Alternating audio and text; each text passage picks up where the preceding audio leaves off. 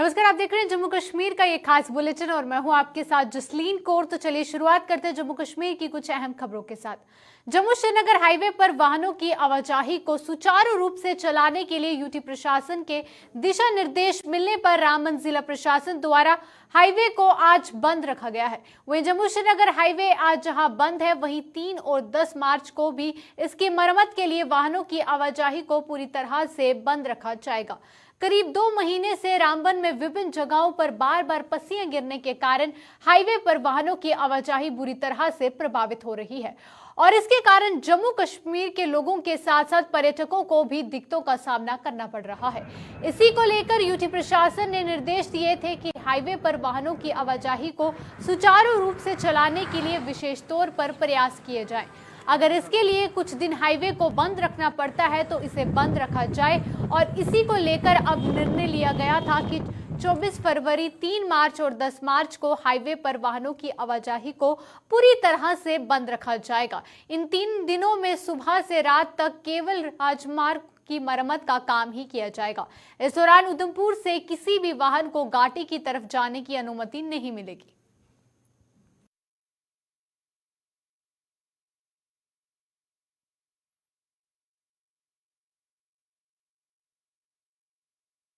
सड़क हादसों में जानी नुकसान रोकने के लिए कठुआ पुलिस ने एक नया फॉर्मूला अपनाया है। कठुआ शहर और जिले में जम्मू पठानकोट हाईवे पर स्थित वहां पर पेट्रोल पंपों पर अब बिना हेलमेट के 2 पहिया वाहन चालकों को पेट्रोल नहीं दिया जा रहा है।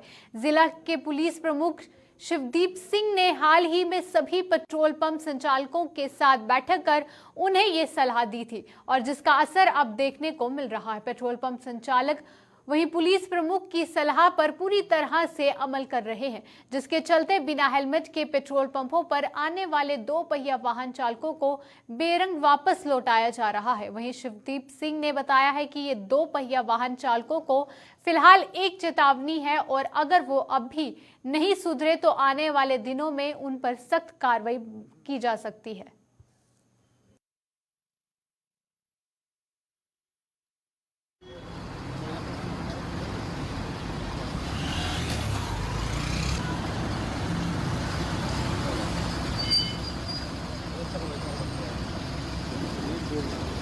एसएसपी कठुआ ने एक दिन मीटिंग ली ही सारे जिन्ने भी पेट्रोल पंप हाईवे पर उन्हें बुलाया था। उन्हें आख्या भी ये थोड़े जिन्ने भी ग्राहक आते हैं उन्हें बिना हेलमेट का तेल नहीं पाओ। हेलमेट पाने ना अपनी सुरक्षा है, कोई एक्सीडेंट हो जाता, कोई डिगी पाता है तो लगी जाती है, कोई हैड इंजरी हुई है तो बड़ा लंबा चौड़ा चक्कर बनी जाना। नहीं नुकसान कितने दिन होना, 1 दिन 2 दिन 3 दिन आना तो है ही है। आऊँ तो तेल हेलमेट पाई आऊँ तो तेल पांगन कितने दिन होना नुकसान, 1-2 दिन का नुकसान है ना। असी ये अपील है भी जिन्ने भी कस्टमर आते हैं उन्हें सारे हेलमेट पाई आना चाहिए।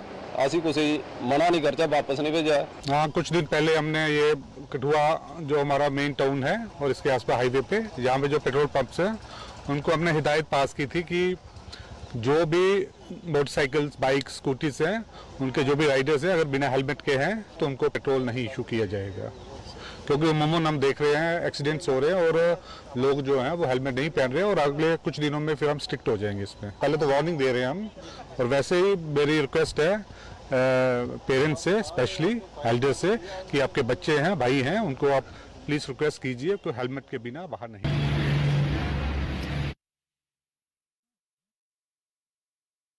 मौजूदा समय में बर्फ से ढके भद्रवाह के कुलडंडा इलाके में 26 फरवरी को होने वाले स्नो रन की एक कड़ी के तहत जम्मू में आज एक साइकिल रैली की शुरुआत कराई गई और इस रैली में शामिल 6 लोगों को आज केंद्रीय पर्यटन मंत्रालय और वहीं जम्मू के पर्यटन विभाग के अधिकारियों व कुछ अन्य गणमान्य लोगों की मौजूदगी में जम्मू से भद्रवाह के लिए रवाना किया गया। वहीं कुलडंडा में 26 फरवरी को और वहीं 25 किलोमीटर की स्नो रन का आयोजित किया जाएगा, जिसका मकसद जम्मू सूबे के उन इलाकों को पर्यटन के मानचित्र पर लाना है जिनसे लोग अभी तक वाकिफ नहीं है। इसके अलावा स्नो रन के माध्यम से दूरदराज के इलाकों में रहने वाले लोगों को फिटनेस का महत्व भी बताया जाएगा।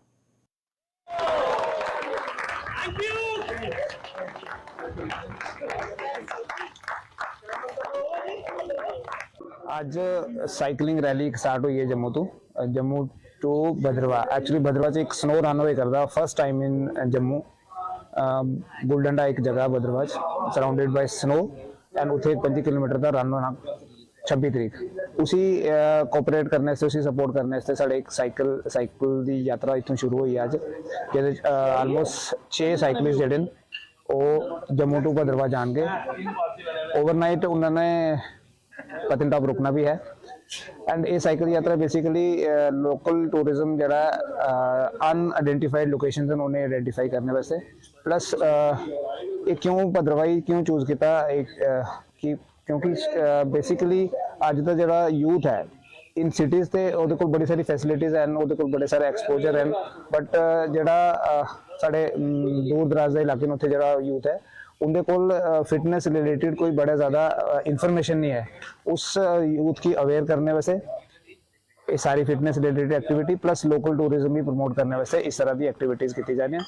We have support like ministry of tourism के भी काफ़ी लोग इतने आए थे इस रैली पार्टिसिपेट करने वास्ते दिल्ली तो specially and local JNK tourism का भी सपोर्ट है। ਇਹ ਜਿਹੜੀ ਸਾਈਕਲ ਰੈਲੀ ਅੱਜ ਜੰਮੂ ਵਾਲੀ ਨਿਕਲੀ ਹੈ ਇਸ ਵਿੱਚ ਕਿੰਨੇ ਲੋਕ ਹੀ ਜਿਹਨੇ ਪਾਰਟਿਸਿਪੇਟ देखो 6 साइकिलिस्ट हैं जिन्होंने थ्रू आउट ट्रैवल करना है बट कुछ साइकिलिस्ट ऐसे भी हैं जो थोड़ा थोड़ा डिस्टेंस ट्रैवल करेंगे depending on their capability because सारे लाइक 200 किलोमीटर जरा ये ट्रैक है ना it is not easy track तो ये पर उयो साइकिलिस्ट करेगा कंप्लीट जरा ऑलरेडी साइकिलिंग काफ़ी एक्टिव होएगा। साढ़े कन्नै सपोर्ट टीम च भी हैं 4 बंदे and almost 200 kilometre the distance ਜਿਹੜਾ ਹੈ ਅਸੀਂ 2 ਦਿਨ ਚ ਪੂਰਾ ਕਰਨਾ। ਅੱਗੇ ਦਾ ਕੀ ਪ੍ਰੋਗਰਾਮ ਤੁਹਾਡਾ ਕਿ ਇਸ ਇਵੈਂਟ ਦੇ ਬਾਅਦ ਤੁਹਾਡੇ ਕਿਹੜੇ ਕਿਸ ਤਰ੍ਹਾਂ ਦਾ ਤੁਹਾਡਾ ਫਿਊਚਰ ਪਲਾਨ ਹੈ? ਦੇਖੋ ਇੱਕ ਤੇ ਇਮੀਡੀਏਟਲੀ ਅੱਜ ਕੱਲ੍ਹ ਸਾਈਕਲਿੰਗ ਰੈਲੀ ਖਤਮ ਹੋਣੀ ਪਰਸੋਂ ਤੇ ਹੈ ਹੀ ਹੈ ਬਟ ਅਦਰਵਾਈਜ਼ ਵੀ ਇੱਕ ਨੈਕਸਟ ਇਵੈਂਟ ਜਿਹੜਾ ਸਾਡੇ ਗਰੁੱਪ ਦਾ ਉਹ ਸਿੱਕਿਮ ਹੈ ਦੈਨ ਕਰਗਿਲ ਹੈ। ਅਮਰਜੀਤ ਜੀ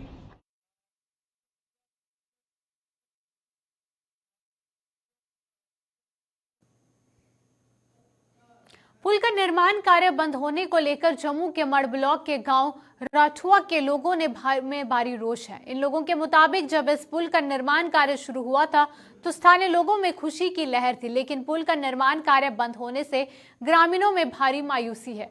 इन लोगों के मुताबिक पुल न होने के कारण उन्हें कई दिक्कतों का सामना करना पड़ता है। यही नहीं, पुल न होने से उनके क्षेत्र का विकास नहीं हो पा रहा है और इससे क्षेत्र के बच्चों की शिक्षा भी प्रभावित हो रही है। ग्रामीणों के मुताबिक हाई टेंशन लाइन के कारण इस पुल का निर्माण कार्य बंद हुआ है, लेकिन इन तारों को हटाने के लिए अभी तक कोई कदम नहीं उठाया गया। उन्होंने सरकार से जल्द ही तारें हटाकर इस पुल का निर्माण कार्य शुरू करने की मांग की है।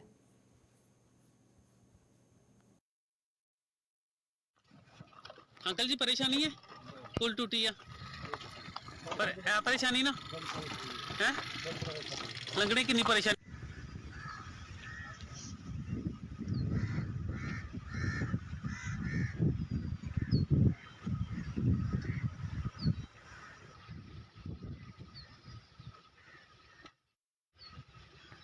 सर जी परेशानी सर जी इत्थै देखो सब तो बड़ी परेशानी सर जी टेंशन धारा ने ठीक है तो सर ना ही कोई काम करा देना ना कुछ तो सर उधर देखो इन्ने ग्रां पिछे इधर एको सड़क है पिछे जाने वाली ठीक है स्टूडेंट खज्जल हो गए सारे ठीक है को तू घुमा उतरदे पैदल आंदे ना सर 3 किलोमीटर का एरिया बनता हर ते कोला जांगन ते कोल लांगन कोई नेरा पई आला कोई किश होआ हर आटो जंदे सब्जी वाले सर कोई उधर जा रहा कोई उधर जा रहा सारे खज्जल हो रहे हैं। लगता है कि किसान लोग बेचारे ਉਹ ਵੀ ਬੜੇ ਖੱਜਲ ਹੋਏ ਨੇ ਹੁਣ ਆਏ ਕਿ ਉਧਰਾਂ ਜਾਣਾ ਪਉਂਦਾ ਫਿਰ ਦੂਜੀ ਸਾਡਾ ਵੀ ਜਾਣਾ ਪਉਂਦਾ ਤੇ ਕਿੰਨਾ ਟਾਈਮ ਲੱਗਦਾ ਹਰ ਕੀ ਆਖਣਾ ਚਾਹੋਗੇ ਡਿਪਾਰਟਮੈਂਟ ਕੀ ਅਸੀਂ ਆਖਣਾ ਚਾਹੁੰਦੇ ਕਰੋ ਤਾਰਾਂ ਤੂਰਾ ਸਾਈਡ ਤੇ ਕਰਾਓ ਕੰਮ ਸਾਰਾ ਕਿੰਨੇ ਚਿਰ ਕੇ ਖੱਜਲ ਹੋਣ ਤੇ ਰੋਣਾ ਹੈ ਕਿੰਨੇ ਗ੍ਰਾਂ ਜਿਹੜੇ ਉਹ ਸਰ ਪਿਛਾ ਲਗਭਗ ਕੋਈ 15-20 ਗ੍ਰਾਂ ਸਰ ਲੋਰੀ ਚੱਕ ਹੈ ਸੁਹਾਗਣੀ ਹੈ ਚਰਗਾਲੀ ਹੈ ਸਹਾਰਨ ਹੈ ਸੰਗੇ ਚੱਕ ਅਸੜ ਚੱਕ ਸਾਰੇ ਇਧਰ ਆਣਾ ਜਾਣਾ ਸਰ ਸਾਰੇ बड़ा मुश्किल जो दिन बरखा बरी इथों लंघन भी नहीं पैदल सर जी। और ये गांव रठुआ है और यहाँ पे इतनी दिक्कत आ रही है कि ये पुल का काम लगा हुआ है पिछले 10-12-15 सालों से यहाँ पे लोगों की डिमांड थी पुल की और ये चौधरी सुखनंदन साहब ने इस पुल का काम रखवाया था। अब ये 6 महीने से पिछले काम लगा हुआ था और अब ये बंद हो गया है। उसकी परेशानी ये आ रही है हाई टेंशन की तारें, हाई टेंशन की तारों की वजह से ये काम रुका हुआ है। और आम जनता को इतनी परेशानी, आप देख रहे हो पीछे मोटरसाइकिल लेके लोग जा रहे हैं, कोई दूध लेके जा रहा है, कोई घास लेके जा रहा है, कोई रेड़ी जा रही है, और इतनी दिक्कत आ रही है। किसी ने अपने खेतों में जाना है, इतनी दिक्कत आ रही है कि कोई कह नहीं सकता। कि अब जब बरसात आएगी आगे, बरसात में और भी ज़्यादा दिक्कत हो जाएगी, फिर तो लोगों का आना जाना ही बंद हो जाएगा। लोग अपनी फसलें काटने जाएंगे, वो कैसे जाएंगे, इतनी दिक्कत है। और जो आगे जितने भी गाँव हैं, हमारी पंचायत का एक गाँव है आगे, वहाँ पे मेट्रो ने जाना बंद हो गई है, ठीक है। और जो एक लंबा सा रास्ता पड़ता है, वो छोटा रास्ता है, वहां से गाड़ियां जाती हैं। कभी किसी की दीवार टूट रही है, कभी किसी का झगड़ा हो रहा है, क्योंकि 2 गाड़ियां वहां पे क्रॉस नहीं हो सकती हैं। तो इसलिए जो मेट्रो रेल बंद हो गई हैं। अब ये हमारा मतलब ठेकेदार तो हमें मिलता नहीं है यहाँ पे। हमारा बड़ी परेशानी हुई है, बरसातें रुड़ी जाके कुतरे होना, कुतरे नहीं, रास्ता नहीं, पैडे नहीं, इधर रोज आना है, 2 फटे 3 फटे, तो परेशानी है बड़ी है। सारे टायर फटी है, रेडी सैपा पी है, ये फिर मैं घंटा 2 ही आया हम तो बड़ी परेशानी हुई है। ਕੰਮ ਕਿਹਦੀ ਵਜ੍ਹਾ ਨਹੀਂ ਰੁਕਿਆ ਹੈ? काम आई टेंशन वजह नहीं रुके, ਕਿ ਆਈ ਟੈਨਸ਼ਨਾਂ ਦੇ ਉੱਪਰ ਜਿੰਨੇ ਚਿਰ ਹਟੋਗੇ ਨਹੀਂ ਚਿਰ ਕੰਮ ਨਹੀਂ ਹੋ ਸਕਦਾ। काम नहीं हो सकना। ਕੀ ਆਖਣਾ ਚਾਹੋਗੇ ਡਿਪਾਰਟਮੈਂਟ ਦੀ? डिपार्टमेंट ने आखिर पुटो खंबे पर करो, रास्ता पाई दो, बनाया गया है। रास्ता क्यों रुका है? रास्ता सर ऑटोमेटिकली रुक गया है। जब पुल का काम लगा दिया उन्होंने, बंद कर दिया है, तो आने जाने का कोई रास्ता बंद हो गया, मेट्रो ने आना बंद हो। प्रॉपर्टी टैक्स को लेकर जम्मू कश्मीर में जहां सियासी पारा चढ़ा हुआ है, वहीं जगह जगह सरकार के इस फरमान के खिलाफ आम लोगों में प्रदर्शन का सिलसिला भी शुरू हो गया है। वहीं प्रॉपर्टी टैक्स को लेकर जम्मू के मेयर राजेंद्र शर्मा ने अपना प्रतिक्रिया देते हुए बताया कि जम्मू नगर निगम ने नहीं बल्कि प्रशासनिक परिषद द्वारा इस टैक्स को नाफिज किया गया है। उन्होंने ये भी बताया कि इस टैक्स से गरीब और मध्यम वर्ग के लोगों पर बोझ नहीं पड़ेगा।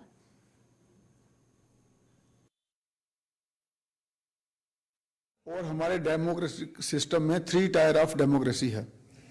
सबसे निचला स्तर है कॉरपोरेशंस, उसके बाद legislative assembly and parliament. Parliament सबसे सुप्रीम है, उसके बाद लेजिस्लेटिव असेंबली, और उसके बाद हमारा आता है लोकल बॉडी इंस्टीट्यूशंस। हमारे से ऊपर वाला जो भी इंस्टीट्यूशन होगा वो हमको सुपरसीड कर सकता है। और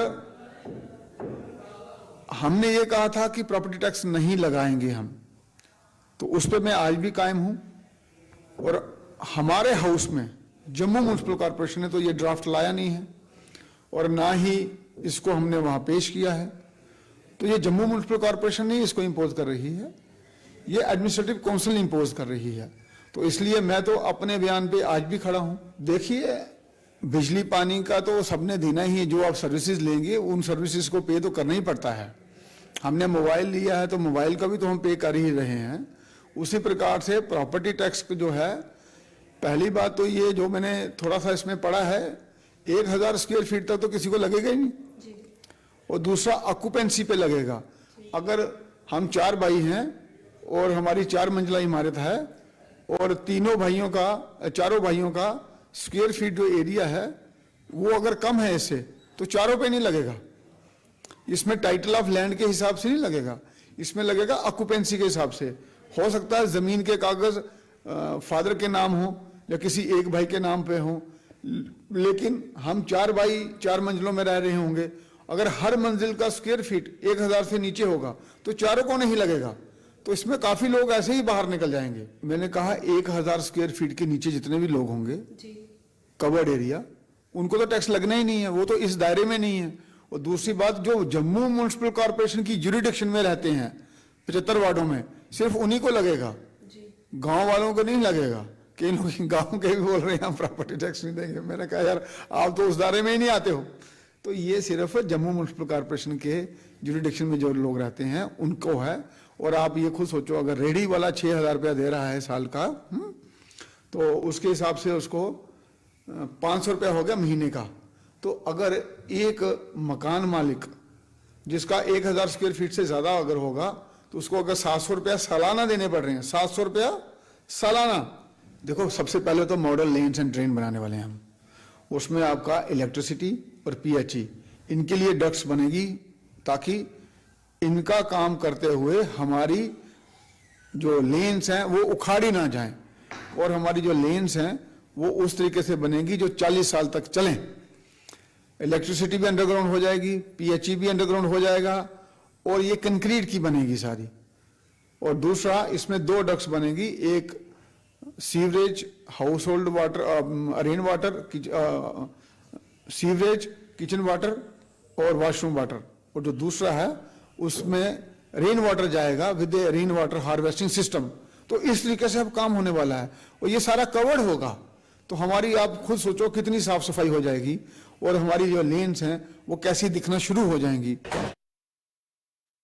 प्रॉपर्टी टैक्स को लेकर धर्मनगरी कचरा के लोगों में भी भारी नाराजगी है। लोगों के मुताबिक प्रॉपर्टी टैक्स लगाने का ये उचित समय नहीं है, क्योंकि लोग कोरोना महामारी की चोट से अभी पूरी तरह से उबर भी नहीं पाए हैं और सरकार आए दिन टैक्स पर टैक्स लगाकर लोगों को आर्थिक रूप से कमजोर करती जा रही है।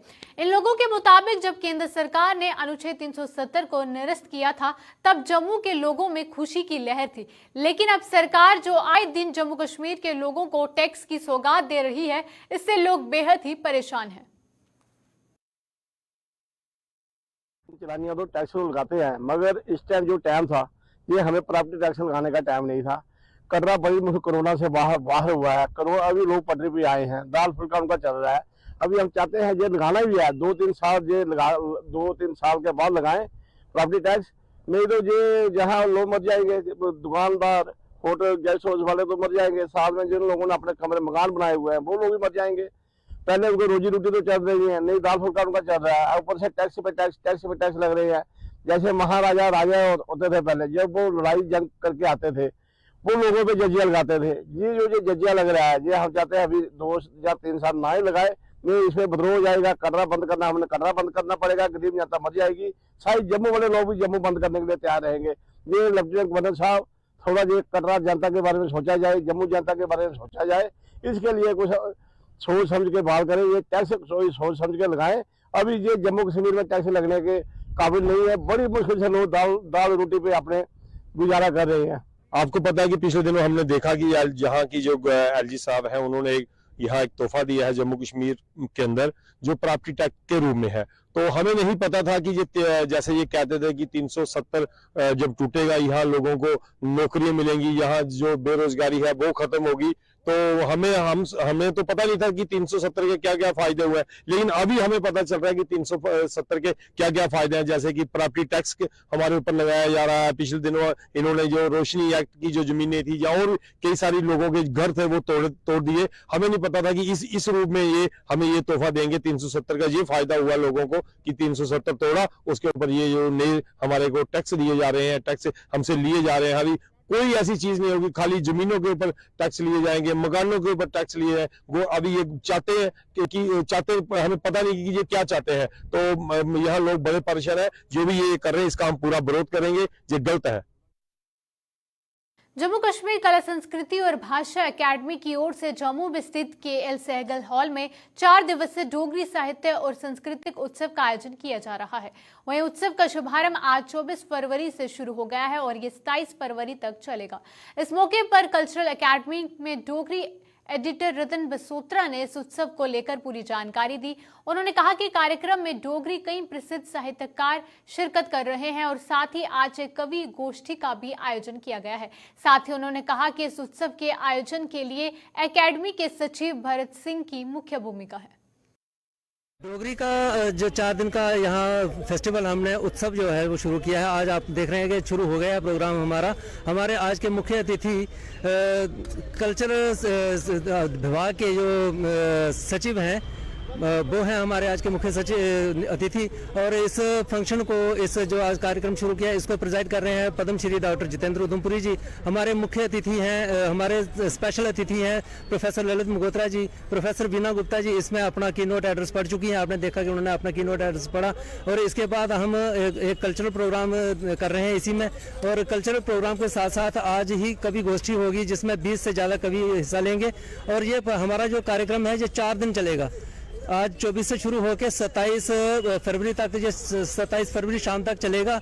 इसमें लगभग 400 के करीब कलाकार और लेखक लोग भाग ले रहे हैं। और सबसे बड़ी बात यह है कि एकेडमी के इतिहास में इस किस्म का कार्यक्रम आज पहली बार हो रहा है कि 4 दिन लगातार कोई भी प्रोग्राम आज तक नहीं हुआ है एकेडमी के इतिहास में। तो एकेडमी के इतिहास में 4 दिन का इतना बड़ा प्रोग्राम आज पहली बार आयोजित किया है। इसमें हमारे सेक्रेटरी जनाब भरत सिंह साहब का बहुत ज़्यादा योगदान है, क्योंकि कश्मीर के अभी के बुलेटिन में बस इतना ही। दीजिए इजाजत, नमस्कार।